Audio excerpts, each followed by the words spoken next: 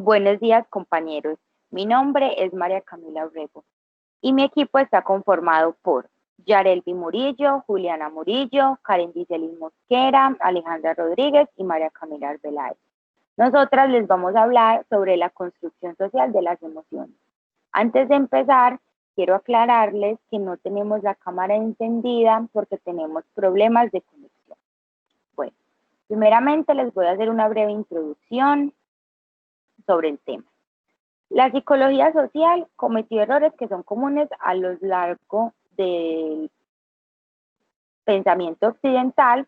Estos fueron dos principalmente. El primero es que el ser humano es un ser esencialmente individual, cuando realmente es mucho más social que individual, de manera que es cierto que sin individuos no hay sociedad y también sin sociedad no hay individuos. El segundo es que el ser humano es un ser esencialmente racional, cuando realmente es mucho más irracional de lo que creemos, como lo dijo Ovejero en el 2009 y en el 2010. Estas dos, sobre todo la segunda es el ser humano es un ser esencialmente racional, están estrechamente relacionadas con la concepción de persona que subyace a la psicología social dominante como animal esencialmente individual y racional, descuidando lo que es fundamental del ser humano, como las emociones, y olvidando que estas son ante todo construidas socialmente. Siguiente. La psicología social y su desarrollo individualista y psicologista, como consecuencia de la adopción del experimento de laboratorio como método dominante, descontentó a muchos, como perfectamente lo refleja en la siguiente cita Arne Speight, en la que dice: la psicología social se hace política no por tomar partido, sino como saber o ignorancia, como desvelamiento o encubrimiento de procesos implicados en nuestra vida cotidiana. Pero aún así sigue siendo dominante en el estudio de las emociones el enfoque que, basándose en la biología y en concreto en los estudios de Darwin, pretende estudiar como siendo fenómenos universales e intentando identificarlas con ciertos estados de activación del organismo. De manera que desde esta perspectiva los aspectos fisiológicos de las emociones construirían su principal centro de atención. Las emociones constituyen a la vez una experiencia somática, cognitiva, social, cultural e histórica, pero en la que se destaca el protagonismo es en lo social, lo cultural y lo histórico, dado que, como decía nuestro Ortega y Gasset, el hombre no tiene naturaleza sino historia. Las emociones deberían ser consideradas fenómenos complejos, esencialmente sociales, históricos y culturales, que se aprenden a lo largo del proceso de socialización y los diferentes tipos de interacción que en esta van teniendo lugar. Siguiente.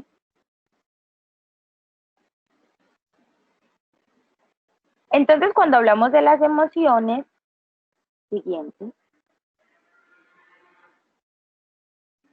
tenemos dos enfoques contrapuestos. El primero es el cultural, el cual intenta estudiar las particularidades emocionales en función de las diferencias culturales y está representado hoy en día principalmente con los autores Marcus Mesquita y Kitayama. Y el segundo contrapuesto sería lo psicobiológico, que representa los universales emocionales y que, teniendo en base en Darwin, actualmente está representado por Ekman o Izard.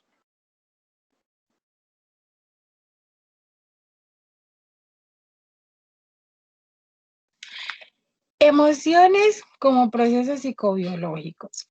En psicología siempre ha habido una fuerte tendencia a echar mano de explicaciones biológicas y hasta genéticas para explicar el comportamiento humano. Sin embargo, con la derrota de los nazis en la Segunda Guerra Mundial, también fueron derrotadas sus ideas biologistas y genetistas.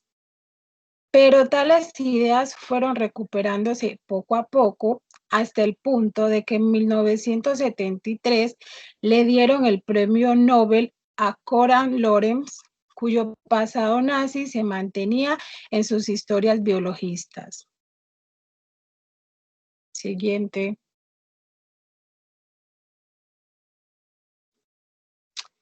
Sin embargo, los partidarios de estas ideas se cuidaron mucho de pretenderlas al modo como lo hacían los nazis y la refirieron mucho.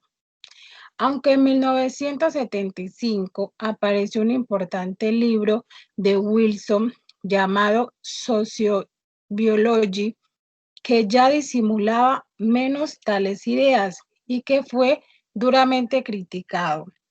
Poco después, estas mismas ideas de Wilson volvieron a aparecer en psicología de una forma nueva y más sofisticado, bajo el nombre de psicología evolucionista, cuyo máximo representante es David Buss, y que en el fondo constituye la resurrección de la sociobiología con similares intenciones, aunque con diferentes apariencias. Siguiente. De hecho, la perspectiva psicobiológica, que sigue siendo el dominante en este campo, también las emociones serían piezas del granaje evolutivo, al igual que defendía la sociobiología para que el ser humano, al igual que cualquier otro animal, no es sino el vehículo para utilizar el ADN que produce más ADN. Por consiguiente, en este proceso, los aspectos fisiológicos de las emociones constituyen el principal centro de atención. En todo caso, son muchos los psicólogos, incluso en nuestro país, que dan de una u otra manera, que participan en este enfoque y lo apoyan, siendo aplicado a ámbitos tan diversos como la condición social o el estudio de la conducta de los grupos humanos. Siguiente. Tanto los sociobiológicos como los psicoevolucionistas están muy de acuerdo en la importancia fundamental del siguiente principio. La naturaleza selecciona los rasgos que ayudan a transmitir los genes propios hacia el futuro. Para ambas teorías, en el fondo, el objetivo de los seres humanos es expandir sus genes. Supone un reduccionismo admisible, tan admisible que los partidarios de esta perspectiva han tenido que dar marcha atrás y comenzar a hablar de una sociología evolucionista de más amplias miras, donde ya la perciben en su tradición cultural, sino que intentan incorporarla. Siguiente. Según la psicología evolucionista, la elección de pareja y la competición entre los miembros del mismo sexo dependen de los diferentes problemas adaptativos a que hombres y mujeres tuvieron que enfrentarse, lo que llevó a que unos y otros fueran diferenciándose en distintos aspectos, como las aptitudes hacia el sexo casual o los celos sexuales. La principal causa de esto sería el hecho fundamental de que los hombres tienen como principal función evolucionista expandir sus genes y las mujeres, en cambio, asegurar su sustento y la supervivencia para ellas y para sus hijos. La psicología cultural, en cambio, ve las cosas de una manera muy distinta. Siguiente. En resumidas cuentas, la psicología evolucionista no es sino una forma aparentemente más templada y más fácilmente aceptable para presentar las ideas que ya que hace ya más de 3 décadas publicó Wilson en 1980 y 1975 en su tan famoso libro. Entonces, así como muchas de sus ideas resultaron ser tan sostenibles y tan criticadas por los feministas, construccionistas y otras muchas corrientes, que tal enfoque fue abandonado por los psicólogos sociales casi antes incluso de ser adoptado. Siguiente. Dado que en todo momento histórico conservador se ha acudido a explicaciones de este tipo, a explicaciones como las biologistas y las genéticas, aparecen a apoyar el estatus que impide todo intento de reforma social. Y dado que ahora mismo estamos en uno de esos momentos. Pero no es raro que el fracaso de la sociobiología haya llevado a muchos de sus partidarios a intentarlo de nuevo, aunque esta vez por senderos aparentemente diferentes, pero en el fondo distintos.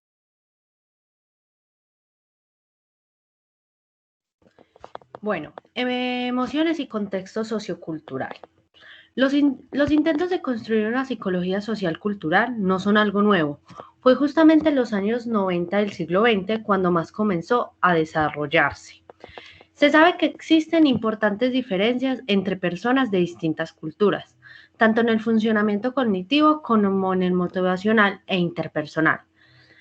En los occidentales muestran una fuerte tendencia personal al optimismo, al autoenlazamiento o a tener ilusiones de particularidad.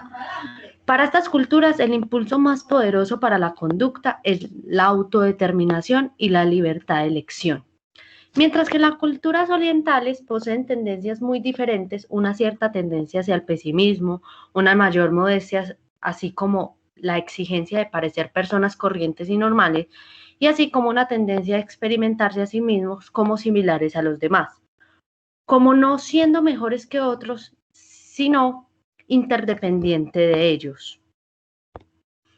En el mundo occidental suele creerse que la conducta de las personas tiende a ser consciente a través de diferentes situaciones, ya que tal conducta depende más de la característica de la propia persona que de las características de las situaciones,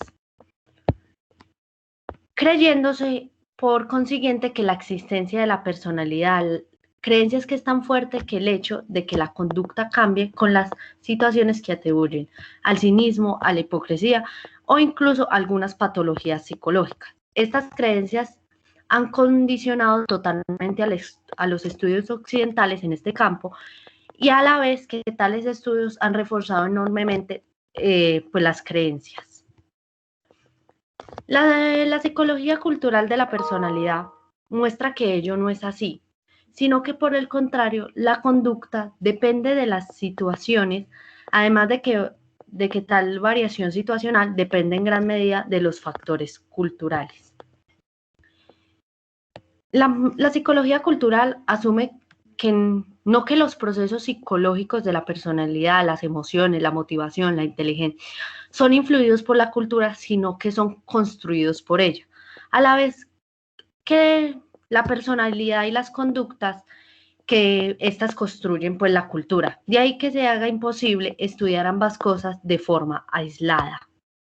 La personalidad, la cultura o emoción y cultura deben ser estudiadas juntas como una dinámica de mutua constitución, ya que no se puede estudiar las emociones a margen de la cultura que se ha formado y en la que se expresa ni a imagen de la cultura que la construye. Y es que a nivel individual no es ni anterior ni posterior el nivel cultural. Ambos son inseparables y se construyen mutuamente y al mismo tiempo. Bueno, se ha llegado a discutir ardientemente si el ser humano es más animal o más cultural, llegándose a menudo a subrayar que es ambas cosas, ya que somos sobre todo seres sociales y culturales, pero sin olvidar también que somos animales. Bueno, ¿esto qué quiere decir? Que no tenemos nada que no sea propio animal, pero tampoco tenemos nada que no sea social y cultural. porque todos nuestros rasgos como animales, ya sea la necesidad de alimentarse o el comportamiento sexual, están socializadas y culturalizadas. ¿Esto qué quiere decir? Que no se puede decir que no somos completamente animales sabiendo que tenemos las conductas de alimentarnos y las conductas sexuales. Esto más aún si cabe la emoción, que es totalmente interdependiente de los significados y de las prácticas de contextos socioculturales particulares. Como reconoce Parrott y Herrera en 1906, si el enfoque tradicional olvidaba los aspectos sociales y culturales, ahora no podemos caer en un error similar y olvidar los aspectos somáticos y biológicos de las emociones. Ya que lo biológico es algo central en las emociones, pero necesitamos reinterpretar la relación que existe entre cuerpo y la emoción. Reinterpretación que apunta claramente hacia un construccionismo social que asigna un papel importante en la cultura, en la socialización, a la hora de influir en la estructura y en la función neurobiológica y fisiológica. Porque el contexto social y cultural nos acompaña y nos influye, porque el contexto social y cultural no nos acompaña ni nos influye, sino que nos construye.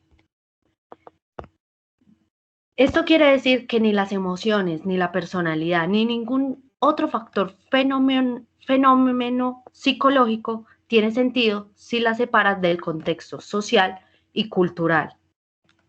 El contexto que tenemos de ser humano y la cuestión de qué es realmente una persona es algo fundamental, pues la respuesta que demos influirá en nuestras vidas, influirá en nuestros sentimientos con respecto a nosotros mismos, influirá en nuestras emociones e influirá incluso en nuestra conducta. Podemos decir que la propia personalidad es una construcción social y cultural, una construcción colectiva. Tanto el modelo de persona independiente de una sociedad individualista como el de persona interdependiente de la colectiva influye de una forma importante en los individuos que en ella se socializan y en sus cogniciones, en sus comportamientos y evidente también en sus emociones. Esto quiere decir que las emociones se construyen independientemente del producto social y cultural. O sea, las emociones constituyen un producto social y culturalmente construido.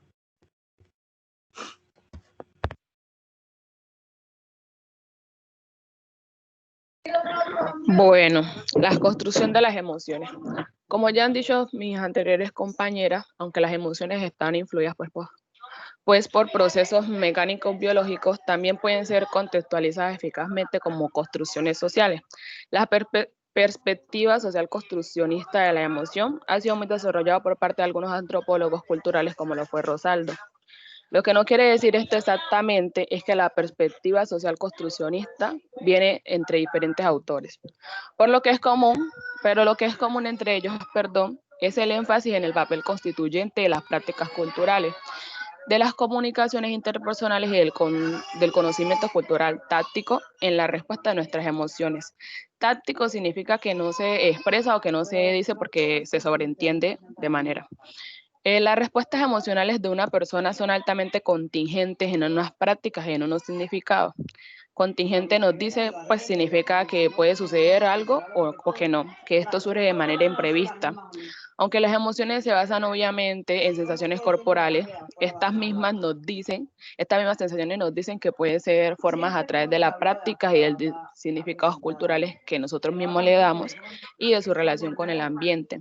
La experiencia emocional sería ante todo, como lo dijo Juliana, social y cultural. Siguiente. Existe pues básicamente dos teorías del yo, uno que es independiente y otro que es interdependiente. Las primeras consideran al yo como algo autónomo e independiente, mientras que la segunda los consideran como siendo pues parte de una colectividad y dependiendo de las demás y de sus relaciones con su entorno o con la sociedad con los que estos conviven. Pues muchas de nuestras emociones dependen en gran medida de la forma en la que vemos y experimentamos. Por ejemplo, la frustración, el orgullo, la vergüenza, la ira. Todo esto no solamente depende del contexto cultural en el que nosotros nos estamos desarrollando, y sino que incluso en las que constituyen.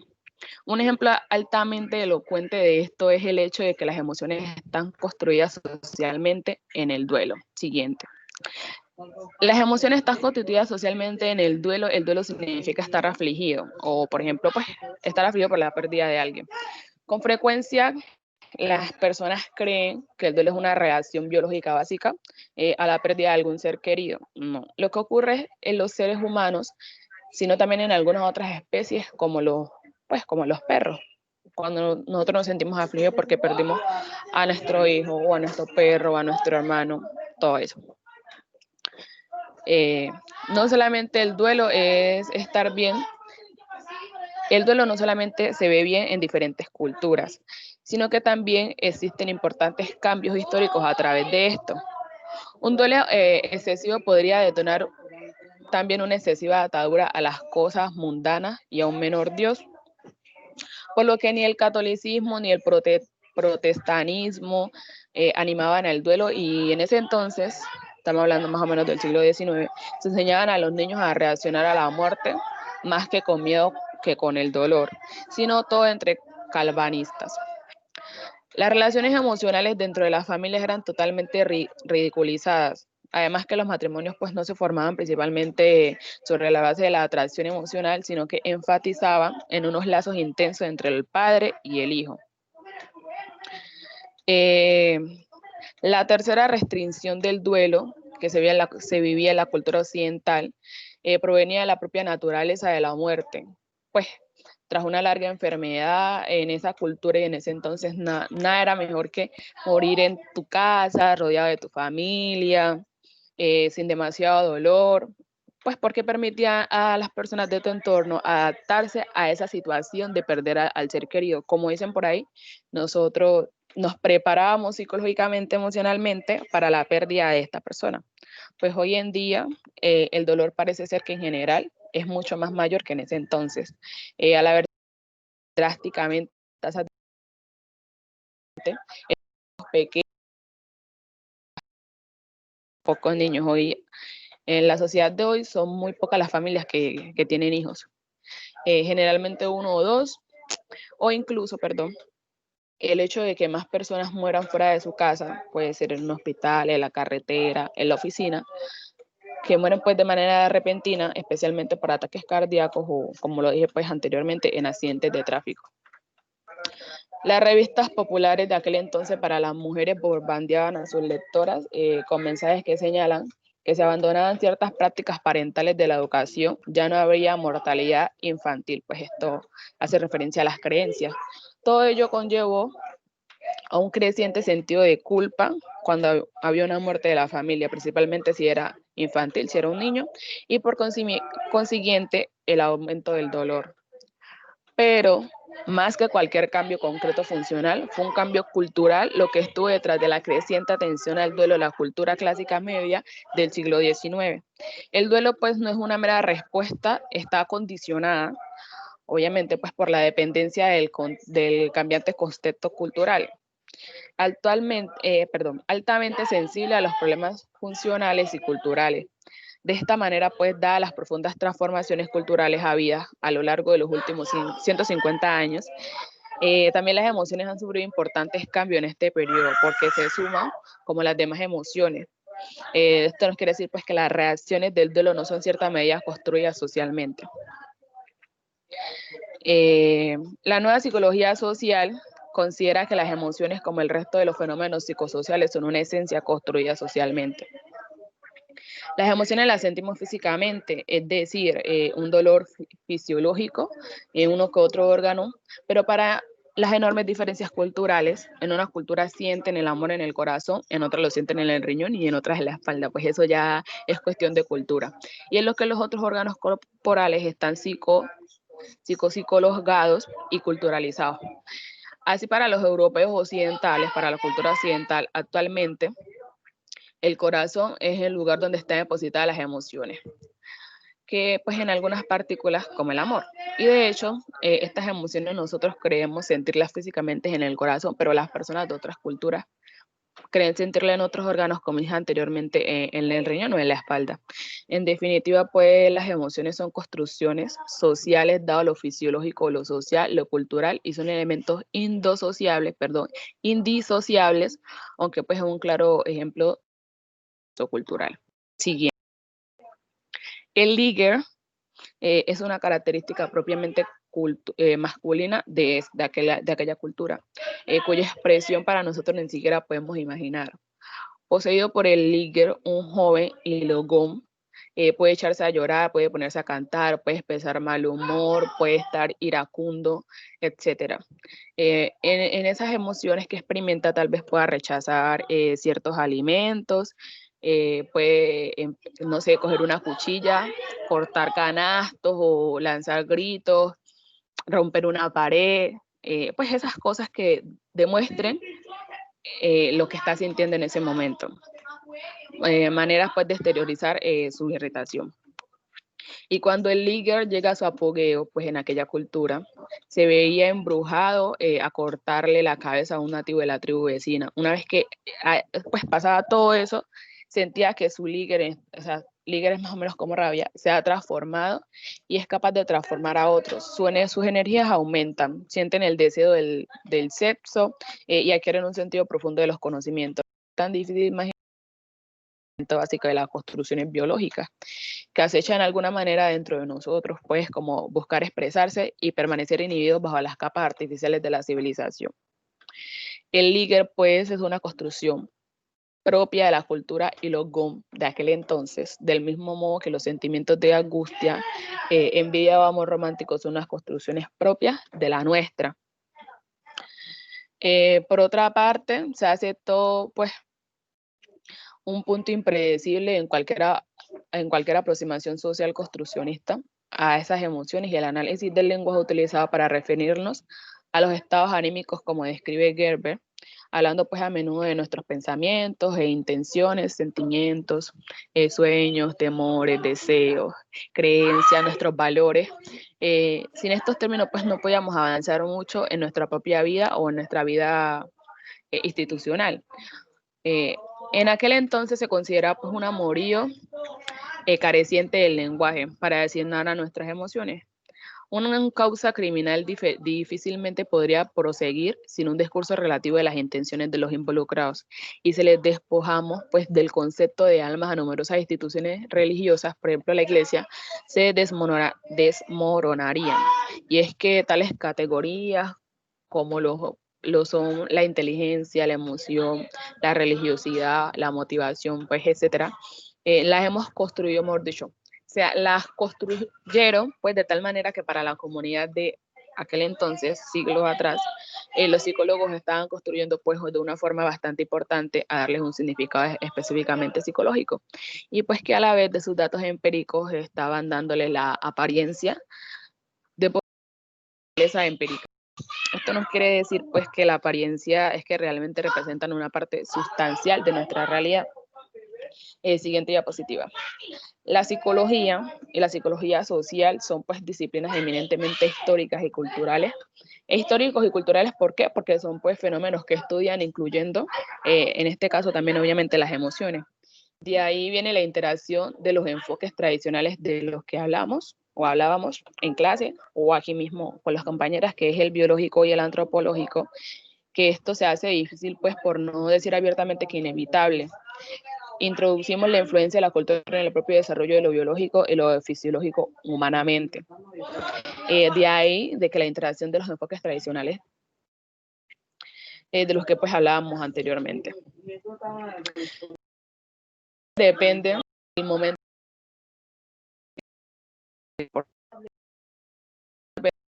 histórico de angustia o sobre pues nos quejamos laboralmente, en este caso con el virus, con la pandemia, que nos hemos quejado mucho. Expresamos nuestro estrés, pues porque ninguno de estos términos había tenido alguna importancia en épocas pasadas o en décadas pasadas. Este tipo de variación sociohistórica son difíciles de cuadrar con la presuposición individualista, pues que de pretensiones universales y biológicamente fija de las emociones. Esto quiere decir pues que son construcciones sociohistóricas, como dije anteriormente, pero no podemos olvidarnos de que sin estas emociones, pues que si estas emociones son construidas socialmente, también son socialmente constituyentes, pues contribuyen a que seamos lo que nosotros hoy seamos, compañera. Yo le he mirado ese grupo porque tengo casi 200 mensajes. Yo cuando es así, hasta que yo tengo un espacio que yo vea, se lo puedo leer. Sigue, Aleja. Bueno, los celos como una emoción paradigmática. Para los psicólogos evolucionistas, los celos en particular son inseparables de lo que ellos constituyen el centro de la evolución, conocida como la selección natural. Los teóricos dicen que la selección hace que los varones sean más asertivos, junto a las presiones que existen para que vigilen y controlen la sexualidad femenina. Explicaría su tendencia a dominar a las mujeres, así como las diferencias entre unos y otros. Un ejemplo muy claro sería un examen que se le hizo a 37, un ejemplo sería el examen inicial de las preferencias de parejas entre hombres y mujeres en 37 naciones diferentes, ¿cierto? De esto sugeriría que entre hombres y mujeres, a la hora de preferir pareja, los hombres se centrarían en características como el atractivo físico y las mujeres en el interés más, en los intereses y en los recursos que tendría su posible pareja, ¿cierto? Por otro ejemplo sería, en los países en los que hay mayor igualdad de género, es menor la tendencia de las mujeres a priorizar la posesión de los recursos a la hora de elegir pareja. Cuando a las mujeres se les da la oportunidad de conseguir recursos por sí mismas, tienden a elegir parejas que los tengan, ¿cierto? Cuando no tienen casi. Pero no ocurriría lo mismo cuando ellas tienen ya esos recursos o pueden conseguirlos. Siguiente. A causa del interés que comenzó a mostrar la psicología social por el análisis de las relaciones amorosas y debido al papel que desempeñan los celos como un factor causal de la violencia de género, se ha comenzado a estudiar con cierta intensidad el tema de los celos que se producen pues, en las relaciones amorosas. Los celos son conocidos como emociones complejas negativas que surgen ante la sospecha real o imaginaria de una amenaza de una relación considerablemente valiosa. Entendidos como emociones, pues los celos son una respuesta que nos alerta de que una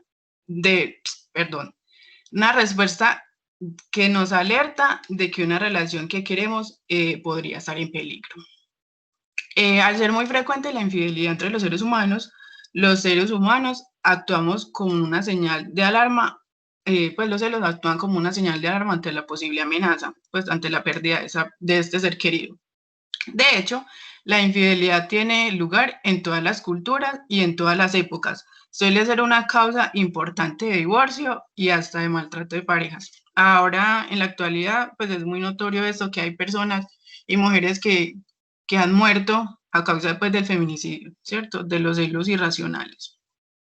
Para los psicólogos evolucionistas, las diferencias encontradas entre hombres y mujeres son debido a los diferentes problemas adaptativos que han tenido que afrontar durante el curso de la evolución para garantizar el éxito de la supervivencia y la transmisión de los genes, que es muy importante.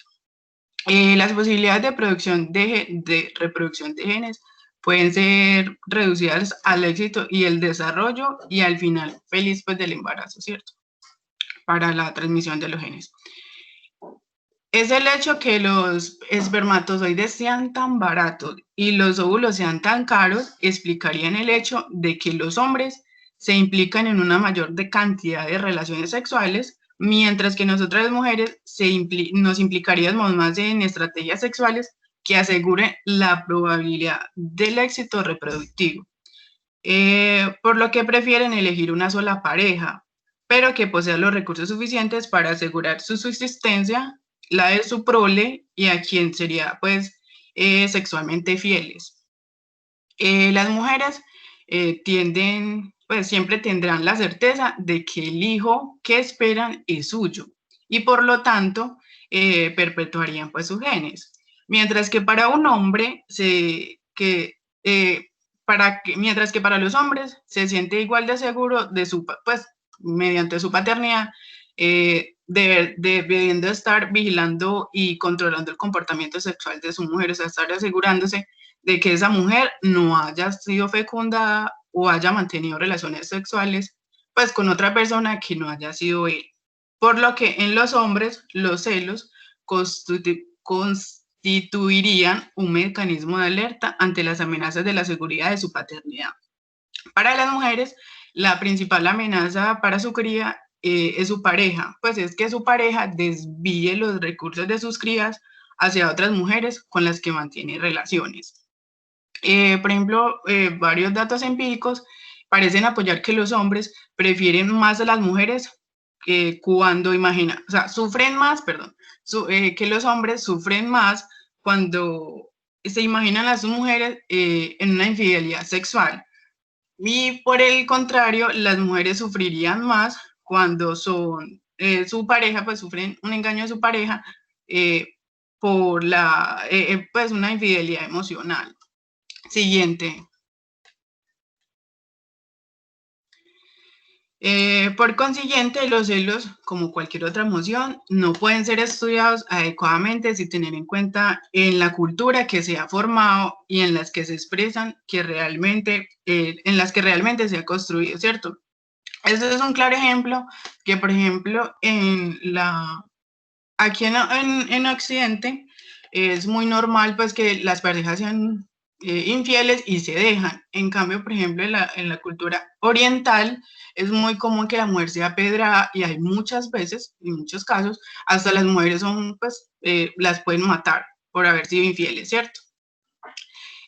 También como nos describe Cantó, la intensidad de la respuesta a los celos, las emociones con las que se asocian, las circunstancias que las provocan y las conductas asociadas a las mismas serán especificadas como normativos en el grupo social en los que tienen lugar, ¿cierto? Como se decía, en ciertas culturas es normal pues la poligamia y así, tener varias relaciones, pero en otras culturas no, o sea, depende de la cultura en la que realmente se esté desarrollando este tema, ¿cierto? Parece evidente que en aquellas culturas que dan más importancia a la actividad sexual, las personas se verían más afectadas en la infidelidad sexual, obviamente. Por el contrario, en aquellas otras que dan más importancia a los aspectos emocionales de las relaciones, como por ejemplo los occidentales, sus miembros se verían más afectados en la infidelidad emocional, independiente de que sean hombres o sean mujeres, ¿cierto? Ya ahora eso es por pareja. En nuestro país, esta concepción está cambiando de manera que a medida que las mujeres van dando más importancia al componente sexual en sus relaciones, más les va preocupando el componente pues, de la infidelidad sexual. En tiempos anteriores, las mujeres no les importaba que su pareja, pues hace muchos años atrás, no les importaba que su pareja fuera infiel, sino que fuera por debajo de la mesa, sino que ya ahora se pone como un poquito tú a tú el tema de que si me eres infiel, yo también lo soy, pues ya. Por consiguiente, es el contexto cultural el que determina qué situaciones es amenazante para el hombre y para la mujer, ya que las emociones no se pueden comprender sin considerar el contexto social y cultural en el que tiene lugar. Es más, las experiencias mismas emotivas transcurren en un contexto que constituye una parte de la experiencia. Los celos son un tipo de relación social que se da entre personas que conviven en una cultura y en un momento histórico determinado, por lo que cualquier manifestación de celos nos dice mucho de la relación, de las características de esa persona, por ejemplo, persona celosa, pareja o rival, así como la de la cultura y el momento histórico que se dé. Ponerse en alerta ante la percepción de una posible amenaza sería una respuesta adaptativa, pero la intensidad de la reacción, la conducta percibida como amenazante y las respuestas permitidas y emociones asociadas serían prescritas socialmente. Ya. Sigue, Camila.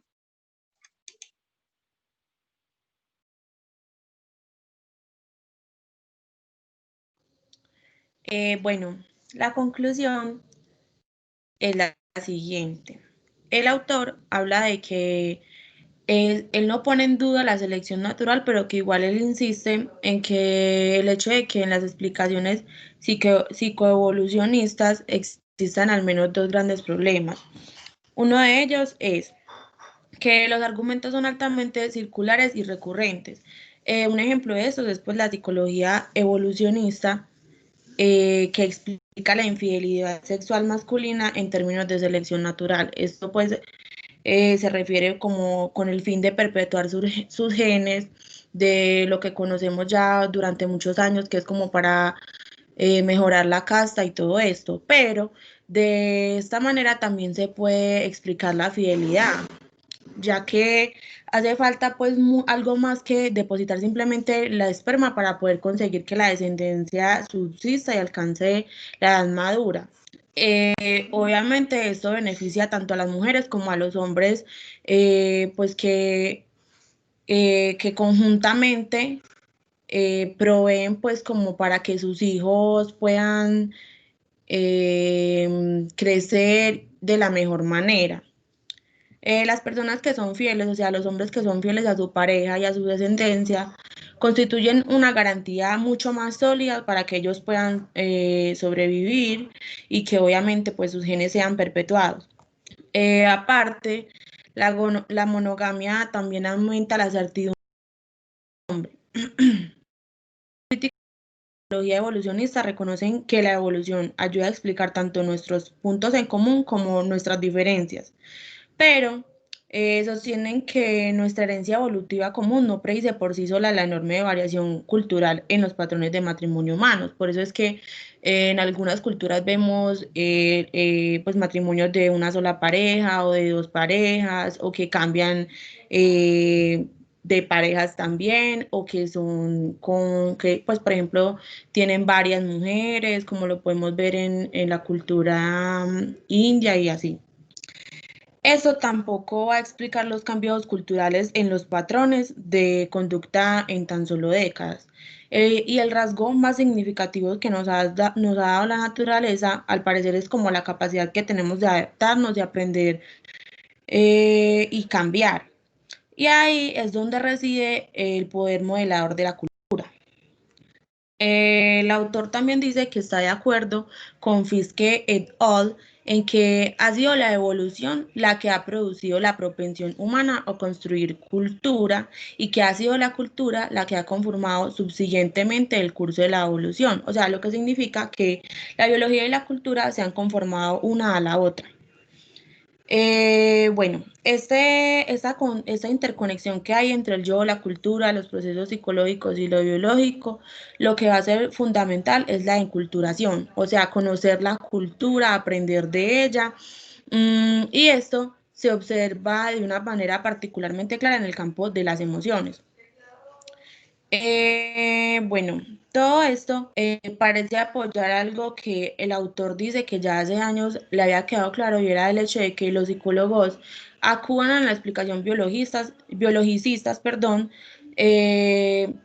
para poder como tapar la ignorancia con respecto a cómo funcionan realmente los procesos psicosociales, porque realmente no se tiene la información suficiente. El segundo problema de estas posiciones biologicistas es que con frecuencia olvidan algo tan central en la evolución humana como es la plasticidad. Entiéndase como la plasticidad de nuestro cerebro, el sistema nervioso y hasta también en nuestros genes. En efecto, a pesar de que algunos autores, como es el caso de Carlos Alcover, parecen ser claros partidarios de las posturas evolucionistas y de la neurociencia social, cuando insisten en la plasticidad cerebral, están subrayando, lo quieran o no, la importancia de lo social y de lo cultural, hasta el punto de decir que es lo biológico lo que es transformado por lo cultural, más que al contrario. Y de tal, la plasticidad ya... bueno, y William James hablaba también de la plasticidad hace más de un siglo, en su clásico que se llama Principios de Psicología. Él allí escribía sobre la materia orgánica, en especial el tejido nervioso, que parece estar dotada con un grado de plasticidad extraordinaria. De este modo, podemos enunciar como primera proposición lo siguiente, y es que los fenómenos de hábito en los seres vivientes se deben a la plasticidad de los materiales orgánicos de que están compuestos en su cuerpo. Bueno, la consecuencia de la plasticidad cerebral en el cerebro humano implica que el aprendizaje, la adquisición de habilidades, las influencias interpersonales y sociales y otras variables del contexto pueden ejercer un efecto en la estructura física del cerebro. Lo modifica y también establece nuevas relaciones y circuitos neuronales que a su vez alteran pues, las funciones del cerebro. Esto se ha Esto se ha comprobado en la actualidad por medio de bastantes experimentos que hablan pues sobre el cambio que tiene el cerebro en su estructura. Bueno, esta plasticidad puede prolongarse obviamente pues a lo largo de la vida y empieza desde el momento en el que se desarrolla el embrión. Por último, pueden pasar la diapositiva, por favor. Hablan sobre otras dos limitaciones que son las siguientes. La primera es que se desentiende demasiado algo que es como la influencia cultural y ponen un énfasis excesivo en las similitudes entre la especie humana y las demás especies animales. Y pues esto aquí es como lo más importante porque es que la cultura es algo que es solamente del ser humano. Y entonces aquí un ejemplo de estos son los celos, los cuales desempeñan pues como un papel muy importante en la violencia de los hombres contra las mujeres y que además se puede ver que las tasas de violencia varían mucho de unas culturas a otras. Es allí donde podemos ver que, por ejemplo, en los países donde son mucho menos, o sea, donde se ve mucho más la desigualdad, donde hay una cultura un poco más machista, es donde hay muchos más altos niveles de violencia. Es por esto que las tasas de violencia son mucho más, o sea, la tasa de violencia masculina contra las mujeres es correlacionada fuertemente con las diferencias sexuales en estatus y poder. Y aunque en estos países o sociedades en los que, digamos, hay como una mayor libertad pues como en la vida de las mujeres, ya sea pues a la hora de poder adquirir más participación en lo social y conseguir muy buenos puestos de trabajo, a los que, o sea, digamos que son trabajos que normalmente los desempeña un hombre, ellas también se pueden ver afectadas por la violencia. Un ejemplo de eso es, por ejemplo, los militares, que en los militares anteriormente pues no era trabajo para mujer. Rudman y Glick dijeron que los países donde las mujeres tienen un mayor empoderamiento son también los que tienen unos indicadores económicos y unas libertades democráticas más fuertes. La segunda es el esencialismo, lo que conlleva a la vez que sirve de justificación supuestamente científica al status quo actual en cuestiones de género y por tanto también de la subordinación social de la mujer y de la imposibilidad casi total de que las cosas cambien, lo que llevaría a los hombres y sobre todo a las mujeres a un fatalismo de consecuencias incalculables. Pero los teóricos y evolucionistas más actuales no tienen más remedio que acudir a las explicaciones más complejas que ya tienen en cuenta cómo los animales humanos fueron adaptándose a los diferentes y rápidos cambios ambientales. Pero el hecho pues de haber olvidado los aspectos culturales de la conducta humana y a la vez haber creído que esta es universal le ha permitido a la psicología circunscribir sus investigaciones a muy pequeñas partes de la humanidad.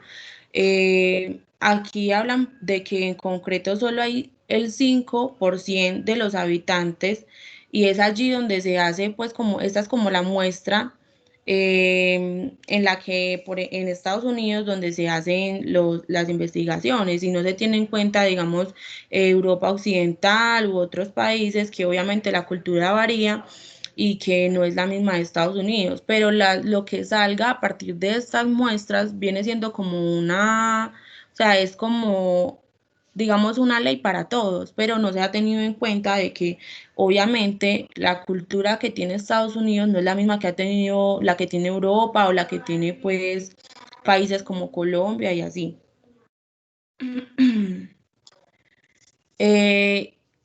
Otra parte que me gustaría hablar es que los genes no son como unas planillas fijas. Los genes se pueden ver cambiados también por el entorno, así como digamos que por ejemplo los genes puedan cambiar la personalidad de una persona, también se ve mucho más influenciado los genes por lo que pasa en el entorno. Otra cosa es que en ese entorno, de tal forma, o sea, en ese entorno las emociones adquieren un sentido real, de tal forma que son construidas sociales y culturalmente. Bueno, muchas gracias. Esta fue nuestra exposición. Nos gustaría decirle a la profesora que no pudimos prender las cámaras, ya que el internet para todas ha sido como bastante intermitente. Entonces, esta fue la razón. Muchas gracias por la atención prestada.